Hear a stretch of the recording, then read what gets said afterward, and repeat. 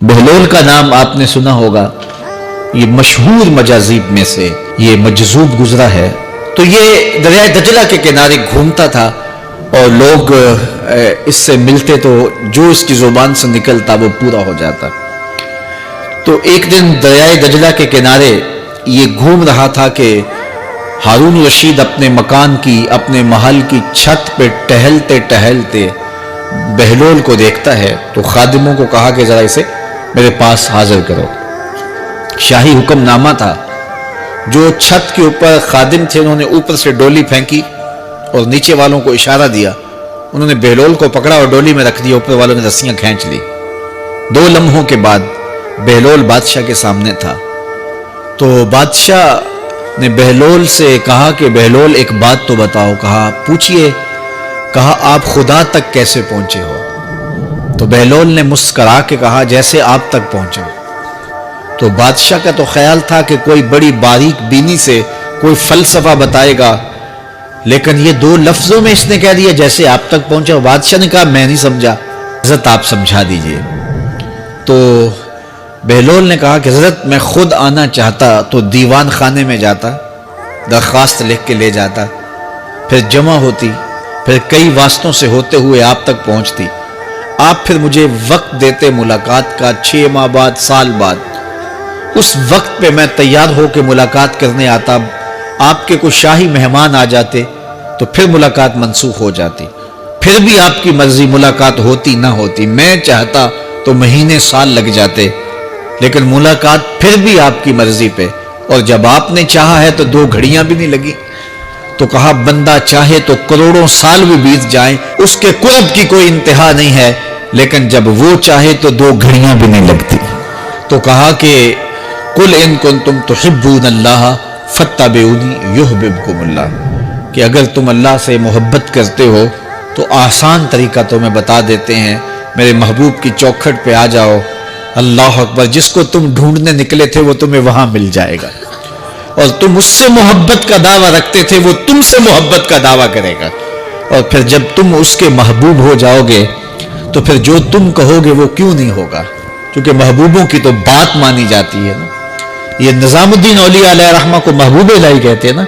इनका वाक़या भी उलमा ने ये लिखा है, सूफिया ने, कि इनके शेख हजरत बाबा फरीदुद्दीन गंजे शक्कर रहमतुल्लाह ताला अलैह एक दिन मौज में आ गए और कहा कि निजामुद्दीन मुहिब बनोगे या महबूब बनोगे?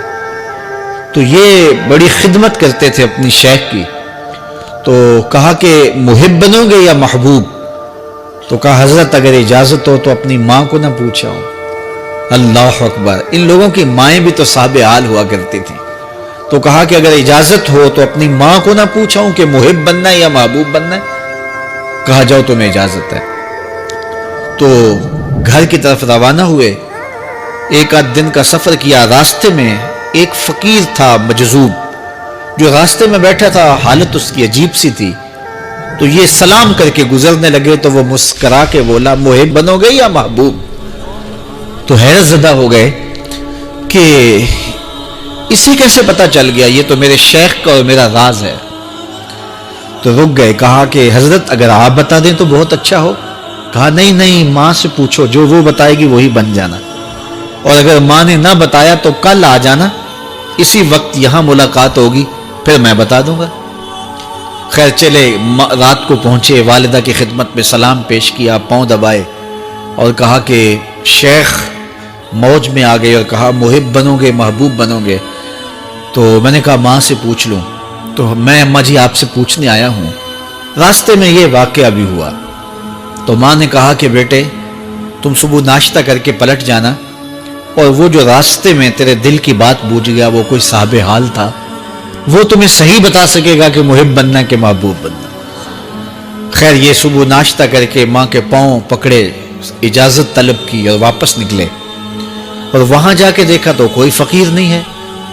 बड़े हैरत ज़दा हुए। दाएं बाएं से पूछा कि यहाँ कल एक बाबा बैठा था। कहा वो तो कल का ही फौत हो गया। तो कहा उसकी कब्र कहाँ है? कहा कब्र किसने बनानी थी उसकी? वो गंदगी के ढेर पे लोगों ने फेंक दिया। दिल में बड़े हैरत ज़दा हुए। इतना बाकमाल था, लेकिन अपनी हालत ये। खैर वहां चले गए और जाके खड़े होके पूछने लगे, बंदा ए खुदा दिल की बातें बूझता था, اور میرے ساتھ وعدہ کیا تھا کہ اگر ماں نے نہ بتایا تو کل آنا، اور اپنا پتہ ہی نہیں تھا کہ کیا ہونے والا ہے۔ یہ بات کہی تو بابا اٹھ کے بیٹھ گیا۔ عرش فرش تے بانگا ملیاں تے مکے پہ گیا شور، بلے شاہ سا مرنا نہیں تے گور پیا کوئی ہور۔ ہاں اٹھ کے بیٹھ گیا اور کہا کہ نظام الدین، محبوب بننا محب نہ بننا۔ محبوں کا یہ حال ہوتا ہے، نہ کفن ملتا ہے نہ دفن ملتا ہے۔ محبوب بنو گے تمہاری قبر پہ بھی میلے لگیں گے۔ فاتبعونی یحببکم اللہ، اگر حضور کی اطاعت کرو گے، حضور کی فرما برداری کرو گے تو تم محبوب بن جاؤ گے۔ جب کوئی حضور کا ہو جاتا ہے تو رب اس کو اپنا محبوب بنا لیتا ہے۔ تو حضور کی محبت خدا کی محبوبیت کا ذریعہ ہے۔ اور حضور کے صحابہ کی زندگیاں دیکھیے کہ انہوں نے حضور علیہ الصلوۃ والسلام کے ساتھ کیسے پیار کیا، حضور کی محبت میں اپنی عادتوں کو بدل دیا۔ حالانکہ عادتیں نہیں بدلی جاتی، طباع کا اختلاف یہ فطری بات ہے۔ ایک کو ایک چیز پسند ہوتی ہے، دوسرے کو وہ چیز پسند نہیں ہوتی ہے۔ بعض کا ماں کو مسئلہ ہوتا ہے کہ یہ چیز اگر میں تیار کرتی ہوں تو میرا دوسرا بیٹا نہیں کھاتا، تو اس کے لیے بعض سے الگ سے کوئی چیز تیار کرنی پڑتی ہے کہ اس کی ڈیمانڈ یہ ہے اور میرے اس بیٹے کی ڈیمانڈ یہ ہے۔ لیکن صحابہ کی زندگیاں دیکھیے، انہوں نے اپنی طبیعتیں بھی حضور کی طبیعت کے سانچے میں ڈھال دی۔ حضرت انس بن مالک کو کسی نے دیکھا کہ وہ شوربے سے کدو کے ٹکڑے نکال کے کھا رہے ہیں، تو کہا یہ کیا کر رہے ہو؟ کہا میں نے ایک دن حضور کو یوں کرتے ہوئے دیکھا تھا۔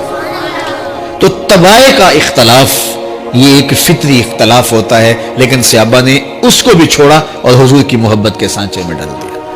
پھر اس چیز کا انتظار نہیں کیا کہ حضور کا فرمان کیا ہے، حضور کی چاہت پہ اپنے مزاج کو بدلا۔ اللہ اکبر۔ حضور علیہ الصلوۃ والسلام مدینہ المنورہ کی گلی سے گزر رہے تھے، ایک گنبد نما مکان بن رہا تھا، اور ایسے مکان حضور کو پسند نہیں تھے۔ تو آقا کریم علیہ السلام نے پوچھا یہ مکان کس کا ہے؟ کہا فلاں انصاری کا ہے۔ حضور گزر گئے، چہرے پہ تھوڑے سے ناگواری آثار حویدہ ہوئے۔ کسی نے اس صحابی کو بتا دیا کہ حضور گزرے تھے، تیرے مکان کو دیکھا، شاید پسند نہیں آیا۔ 2-4 دن کے بعد حضور دوبارہ گزرے، دیکھا کہ وہاں ملبے کا ڈھیر پڑا ہوا تھا۔ فرمایا اس صحابی کو بلایا گیا، کہا میں پرسوں ترسوں گزرا تھا، تیرا مکان دیکھا تھا، یہ کیا ہوا؟ عرض کی میں نے گرا دیا ہے۔ فرمایا کیوں؟ عرض کی سنا تھا آپ کو پسند نہیں، سنا تھا آپ کو پسند نہیں۔ میں اور آپ دیکھیں ہمارا کیا کیا حضور کو پسند ہے، سر سے لے کر پاؤں تک، نجی زندگی سے لے کے سیاسی زندگی تک، اپنے امور ذات سے لے کر کے اپنی معاشرتی زندگی تک، ہمارا کیا کیا حضور کو پسند نہیں، اور ہر وہ چیز بدل دیں جو حضور کو پسند نہیں۔